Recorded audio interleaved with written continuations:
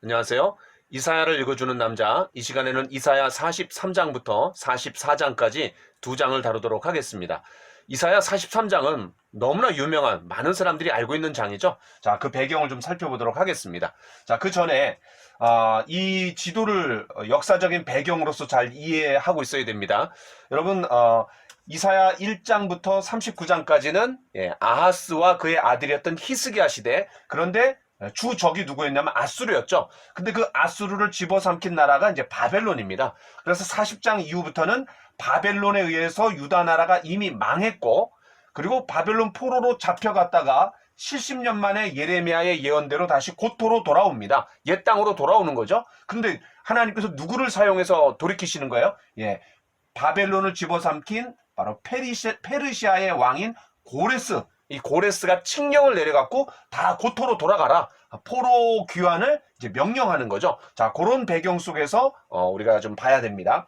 자, 그 다음에 그 바벨론이 이제 1차, 2차, 3차 침공에 의해서 586년에 나라가 망했고, 그 다음 BC 538년에 고레스 칙령에 의해서 이제 포로 귀환이 되는 그런 상황들을 염두에 두시면 좋을 것 같아요. 자, 이사야 43장 1절부터 2절, 너무나 유명한 구절이죠. 야곱아, 너를 창조하신 여호와께서 지금 말씀하시느니라. 이스라엘아, 너를 지으신 이가 말씀하시니라. 너는 두려워하지 말라. 내가 너를 구속하였고 내가 너를 지명하여 불렀나니 너는 내 것이라. 내가 물 가운데로 지날 때에 내가 너와 함께 할 것이라. 강을 건널 때에 물이 너를 침몰하지 못할 것이며 내가 불 가운데로 지날 때에 타지도 아니할 것이요 불꽃이 너를 사르지도 못하리니. 너무나 유명한 구절이죠. 자, 42장 24, 25절에서 이 바벨론 포로로 이스라엘이 잡혀가는 이유를 뭐라 그랬어요? 바로 어떻게 하다 보니까 강대국에 의해서 약속으로 집어삼킨 그런 어떤 그냥 정치적인 어떤 그런 패러다임이 아니라 바로 거기에 깊이 하나님이 개입하셨다라는 거죠. 다시 말해서 하나님의 언약 백성인 이스라엘이 하나님 앞에 범죄함으로 말미암아 하나님이 진노하셔갖고 그 언약 백성의 그런 언약을 깨트린 그런 언약 당사자로서 이스라엘이 하나님의 언약을 깨트렸을 때 이제 징계를 받는 거죠. 자, 그래서 하나님의 유다를 바벨론에서 구원하는데 실패하신 분이 아니라 바로 오히려 하나님께서 유다를 바벨론의 손에 붙여갖고 사람 막대기와 인생 채찍으로 그들을 다루신다고 했는데 바로 바벨론의 손을 빌려갖고 이제 그들을 치시는 거죠. 여러분, 레위기에 보면은 이스라엘 백성들이 이제 가나안 땅을 점령합니다. 왜 점령해요? 그 가나안 땅에 살고 있던 가나안 7 족속이 그런 하나님 앞에 하나님의 피조물로서 올바로 살지 못했던 거죠. 특별히 우상 숭배와 성적인 타락으로 그 땅이 양 너무나 역겨워갖고 이제 그들을 토해낸다 그랬어요. 그런데 이스라엘 백성들을 에이전트로 삼아갖고 하나님께서 이제 그들을 치시는 거죠. 그러나 하나님이 또 뭐라 그래요? 하나님 공의의 하나님이고 또 공평하신 분이기 때문에 너희도 이 땅에 살고 있던 그들처럼 우상 숭배하고 성적으로 타락하면은 외부의 나라를 에이전트로 삼아갖고 너희를 징계하고 채찍질하고 심판하시겠다. 하나님 그렇게 말씀하셨어요. 그런데 아니나 다를까 그곳에 들어가갖고 그들의 문화에 동화되어 버린 거죠. 다름을 보여주면서 또 하나님을 전해야 될 그들이 오히려 그들의 문화에 닮아버린 거죠. 동화되어 버린 거죠. 그러니까 하나님이 어떻게 해요? 계속해서 선지자들을 통해서 경고하고 또 하나님의 언약의 말씀을 통해 갖고 때리고 심판하고 또 그랬지만 결국 어떻게 돼요? 그들이 말을 듣지 않았어요. 결과적으로 이제 아수르에 의해서 북이스라엘이 멸망하고 이제 아수르의 뒤에 이어서 나온 바벨론에 의해서 이제 남쪽 유다 나라가 망하게 됐고 이제 포로로 잡혀간 상황이잖아요. 자, 그래서 그런 바벨론과 이스라엘 사이에서 바벨론의 신 마르두기 짱신이 아니라 바로 하나님이 그들을 구원해낼 수 없는 그런 그냥 무력한 하나님이 아니라 하나님의 계획 속에서 일어난 일이다. 오히려 하나님께서 바벨론의 손에 붙여갖고 이스라엘을 포로로 잡혀가게 하신 거다라는 것을 잘 이해하고 있어야 됩니다. 자, 1절부터 7절. 이제 때가 되어서 하나님께서 이스라엘을 어떻게 하시는 거예요? 구속하시겠다라는 거죠. 여러분, 구속이라는 단어가 또 어디에서 나왔던 말이에요? 바로 출애굽 상황이었던 겁니다. 그럼 지금은 어떤 상황이에요? 제2의 출애굽을 일으키시겠다라는 거예요. 제2의 출애굽. 자, 그러면 그런 구속이 가능한 이유가 뭐냐? 3가지라는 거죠. 첫 번째, 하나님은 창조주 하나님이시라는 거예요. 두 번째 뭐예요? 나와 너라는 이제 그런 대명사, 인칭 대명사가 이제 자주 나오고 있는데 1절부터 7절까지 그런 하나님과 이스라엘 백성들의 어떤 인격적인 관계를 강조하고 있는 거죠. 왜요? 바로 언약 백성, 하나님과 이스라엘 백성들이 언약을 맺었기 때문에 그런 거죠. 자, 세 번째, 이게 가장 중요한데, 그들이 뭐 회개했다, 뭐 이런 내용이 없어요. 그럼에도 불구하고 하나님이 어떻게 하냐? 전적인 은혜를 베풀어 주셔서 그들을 구속해 내시는 거죠. 하나님이 언약의 충실. 비록 이스라엘은 언약에 불성실했지만 하나님은 그 언약에 충실하신 거죠. 자, 특별히 4절. 내가 내 눈에 보배롭고 존귀하며 내가 너를 사랑하였은즉. 그러니까 하나님께서 왜 이렇게 반역자들을 사랑하실까? 바로 그 이유가 여기 있는 거죠. 하나님이 언약을 신실하게 지키시면서 그들을 보배롭게 여기고 존귀하게 여기고 사랑했다라는 거예요. 사랑에는 이유가 없는 거예요. 그냥 무작정 사랑하시는 거예요, 하나님이. 일방적으로 그냥 무작정 사랑해 주시는 거죠. 자, 3절. 내가 애굽을 너의 속량물로 구스와 스바를 너를 대신하여 주었노라. 무슨 말이에요? 어떤 대가를 치르고서라도 너희를 구해내겠다라는 거죠. 이게 이제 신약시대에 나오면 누구까지 대가를 치르시는 거예요? 자기 아들 예수 그리스도까지 우리를 위해서 내어주시는 거죠. 놀라운 사랑이죠. 자, 그래서 7절에 보니까 우리를 이스라엘 백성들을 이제 회복시킬 것에 대해서 선포하고 있는 내용이 나옵니다. 자, 8절부터 13절. 하나님께서 그렇게 구속하시고 보배롭고 존귀하게 여기는 그 백성들이 어떠한 상태에 있는가? 또 그들에게 주어지는 하나님의 사명이 뭔가? 이거를 이제 얘기해 주는 거죠. 자, 여기서 이제 또다시 모의 법정 상황이 됐습니다. 하나님께서 이제 여러 사람들을 증인으로 이제 소환하시는 거죠. 또 이스라엘 백성들을 소환합니다. 자, 그런데 이스라엘 백성들을 뭐라 그래요? 맹인과 귀머거리로 다시 비유하고 있는 거죠. 자, 이게 이제 42장 19절에서도 나왔는데 다시 유다를 이제 그렇게 비유하고 있는 거예요. 그러나 그 유다 장차 어떤 하나님의 어떤 사명을 받은 존재예요? 과거에 이제 그런 사명을 받았고 또 앞으로 그런 사명을 감당해야 되는데 바로 이스라엘은 하나님의 증인이다. 왜? 신의 산에서 그들을 부르실 때 내 소유가 되겠고 제사장 나라가 되고 거룩한 백성이 되라. 바로 너희들이 하나님의 능력과 사랑을 일방적으로 경험했잖아요. 그 출애굽 과정에서 또 광야를 지나오는 과정에서. 그래서 하나님께서 그들에게 보여주신 하나님의 능력과 사랑을 어떻게 하라는 거예요? 온 세상에 전하라는 그런 사명을 주셨잖아요. 자, 그런 면에서 하나님의 증인입니다. 하나님이 말씀하시고 하나님이 행동하시고 이런 것들을 다 봤어요. 하나님이 주로 행동하신 건 언제 봤죠? 출애굽 과정에서 또 광야를 지나오는 과정에서. 그럼 하나님이 말씀하신 건 언제 들었죠? 바로 시내산 이후에 하나님이 주신 율법을 통해 하나님이 자기 자신을 드러내 주셨어요. 말과 행위를 통해서 우리가 어떤 사람이 그 사람이 어떤 사람이냐 이걸 잘 알 수 있듯이 하나님이 어떤 분이신지를 충분히 이스라엘 백성들에게 드러내 보여주셨기 때문에 바로 이스라엘이 하나님의 뭐가 된다라는 거예요? 증인이 되는 거고 또 하나님의 종의 역할을 감당해야 된다라는 거죠. 그래서 10절에 뭐라 그래요? 하나님을 알고 믿고 깨닫도록 해주었다. 누구를 통해서요? 바로 출애굽한 이스라엘 백성들을 통해서요. 그 다음에 12절. 내가 알려주었으며 구원하였으며 보였고 너희는 나의 증인이요. 여러분 이 출애굽의 상황을 다 이제 제가 말씀드린 대로 그걸 염두에 두고 있는 거죠. 자, 13절. 나는 그이니 바로 I am that I am. 그러니까 내가 하나님이다. 여러분 41장 4절에서도 내가 곧 그이라. 출애굽기 3장 14절에서도 나는 스스로 있는 자 아니라 I am that I am. 그렇죠? 나는 자존하는 하나님, 나는 자존자라는 거죠. 누구에 의해서 의존해서 살아가는 존재가 아니라 바로 나는 스스로 계시는 자다. 그러니까 하나님이라는 거죠.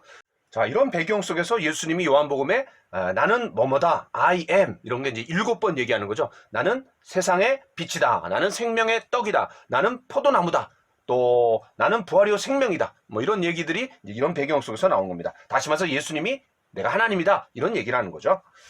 자, 그 다음에 이제 14절로 21절. 그럼 바벨론에서 구원해 내실 것을 이제 다시 선포해 주시는데, 바로 그거를 이제 18절, 19절, 우리가 잘 알고 있는 말씀을 통해 갖고 이야기합니다.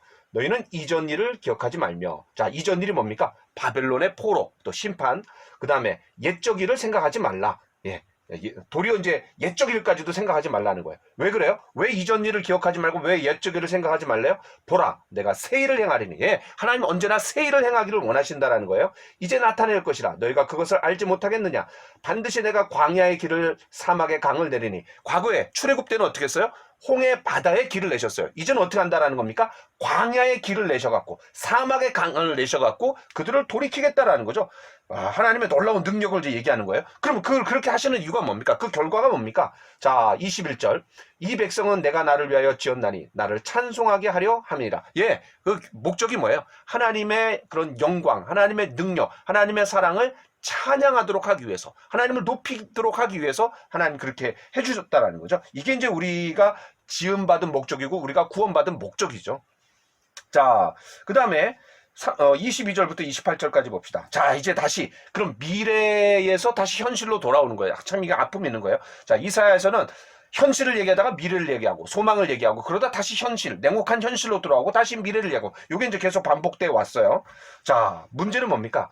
그런데 이 야곱이 나를 부르지도 않고 오히려 나를 괴롭게 여겼다. 또 제대로 섬기지 못했다라는 거예요. 그런 어떤 형식적인 제사를 통해 갖고 하나님을 올바로 예배하지 못했다. 이런 것들을 얘기하는 거예요. 자, 이런 거 보면 우리가 예배가 얼마나 중요합니까?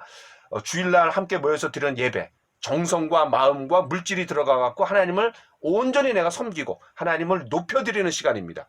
또 그뿐만 아니라 하루하루 매일의 삶 가운데서 경건의 시간을 통해 갖고 하루하루 주님께 나아가는 예배자의 삶을 사는 거죠. 관중이나 시청자가 아니라 예배자의 삶을 사는 겁니다. 그런데 하나님께서 그 마음을 받기를 원하신다라는 거예요. 자, 그래서 예배에 실패하면 다 실패하는 거죠. 그러나 예배에 성공하면 모든 것이 다 성공하는 겁니다. 왜? 하나님이 결국 우리의 예배를 받기를 원하시고 궁극적으로 우리가 요한계시록 새하늘과 새 땅에 가서 해야 될 일이 뭡니까? 영원토록 하나님을 찬양하고 예배하는 일을 우리가 하게 된다 그랬잖아요. 자, 그래서 이 예배는 너무나 중요합니다. 전도와 선교가 중요해요. 그러나 그는 한시적입니다. 주님이 재림하실 때까지만 존재하는 거예요. 그러나 그 이후에 계속해서 영원히 존재하는 게 뭡니까? 하나님을 찬양하고 하나님을 예배하고 찬송하는 삶. 이것이 우리의 창조의 목적이고 구속의 목적이라는 거죠. 자, 그걸 우리가 분명하게 여기서 다시 한번 보여주고 있습니다. 자, 그런데 하나님을 찾지도 제대로 섬기지도 않았다라는 거예요. 자, 26절. 그럼 너희들이 과거에 잘한 일이 있으면 한번 나로 하여금 기억나게 한번 해봐라. 나로 하여금 너희들이 잘한 거에 대해서 기억하도록 한번 만들어봐라. 기억하도록 만들 게 없는 거죠. 잘한 게 없으니까. 자, 그 다음에 28절. 결국 어떻게 되는 거예요? 제가 읽어보겠습니다. 그러므로 내가 성소의 어른들을 욕되게 하며 야곱이 진멸당하도록 내어주며 이스라엘이 비방거리가 되게 하리라. 무슨 말입니까? 바벨론 포로로 잡혀가게 할 수밖에 없다라는 것을 선언하고 있는 거죠. 그러니까 이 이스라엘 백성들이 멸망하고 포로 생활을 하는 것의 어떤 당위성을 이렇게 얘기해주고 있는 겁니다. 자, 이제 44장으로 들어가 보겠습니다. 자, 1절부터 5절. 자, 2절에 보니까 부모가 자식을 잊을 수 없듯이 하나님께서 그 이스라엘 백성들을 지으셨기 때문에 잊을 수가 없다라는 거죠. 자, 3절.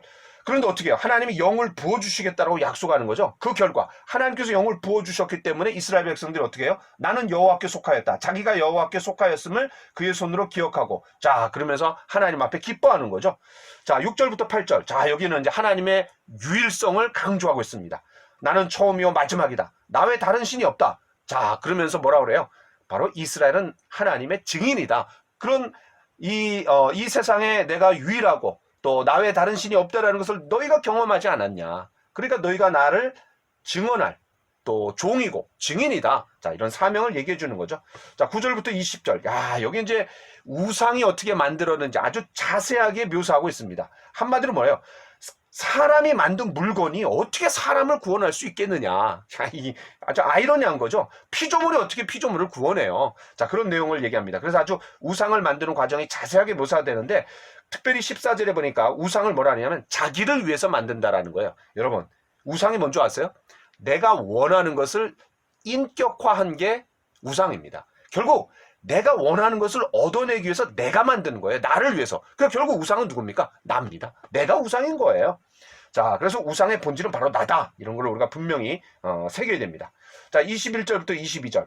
자, 너희가 나를 만든 것이 아니라, 자, 앞에서 뭐라 그랬어요? 9절부터 20절까지 우상 만드는 법을 자세히 언급했어요. 누가 만들어요? 예, 사람들이 만드는 겁니다. 자기 자신의 목적을 위해서. 자, 그런데 너희가 나를 만든 것이 아니라 내가 너희를 지었다. 자, 여기서 내가 너희를 만들었다, 지었다. 이런 것들이 뭐예요? 바로 너희가 나를 만든 게 아니라 내가 너희들에 의해서 만들어진 우상이 아니라 신이 아니라 내가 너희를 만들었다라는 것을 강조하고 있는 거죠. 부모가 자식을 잊을 수 없듯이 바로 이스라엘아, 너는 나에게 잊혀지지 아니하리라. 너는 내게로 돌아오라. 내가 너를 구속하였음이라. 하나님의 애타는 아주 간절한 호소가 여기에 담겨져 있는 것 같아요. 자, 23절. 자, 23절 제가 한번 읽어보겠습니다. 여호와께서 이 일을 행하셨으니 하늘아 노래할지어다. 땅의 깊은 곳들아 높이 부를지어다. 산들과 숲과 그 가운데 모든 나무들아 소리내어 노래할지어다. 여호와께서 야곱을 구속하셨으니 이스라엘 중에 자기의 영광을 나타내실 것임이로다. 예, 바로 하나님을 찬양하도록 그렇게 이제 요청하고 있는 거죠. 하늘과 땅과 또 산과 숲과 나무들아 바로 하나님을 찬양하라 라고 이제 소환하고 계시는 겁니다. 자, 이제 24절부터 28절까지 자, 놀라운 거예요. 하나님이 창조자요 구속자이시기 때문에 역사의 주인이시고 주관자시라는 거죠. 자, 때문에 하나님이 어떤 일을 하실 수 있어요? 비록 이교도의 왕이라 할지라도, 페르시아의 왕이라 할지라도 하나님의 선한 목적을 위해서 사용하시고 도구로 사용하실 수 있는 권한이 있다라는 것을 증명하시는 거죠. 자, 여기 이제 구체적인 이름이 나옵니다. 28절. 고레스에 대하여는 이르기를 내 목자라. 그가 나의 모든 기쁨을 성취하리라.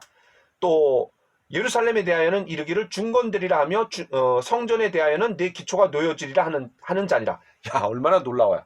앞에서는 41장 2절 동방에서 사람을 일깨워서, 또 41장 25절 내가 한 사람을 일으켜서, 자, 좀 약간 모호하게 이렇게 얘기했는데 그 모호했던 사람의 이름이 구체적으로 이름이 언급되는데 그게 누구예요? 바로 고레스라는 거죠. 그 고레스 칙령에 의해서 이스라엘 백성들이 고토로 돌아오고 그 에스라 느헤미야 시대 때 어떻게 돼요? 바로 성전을 완성하고 성벽을 중건하고 이런 일들이 이루어진다라는 거죠.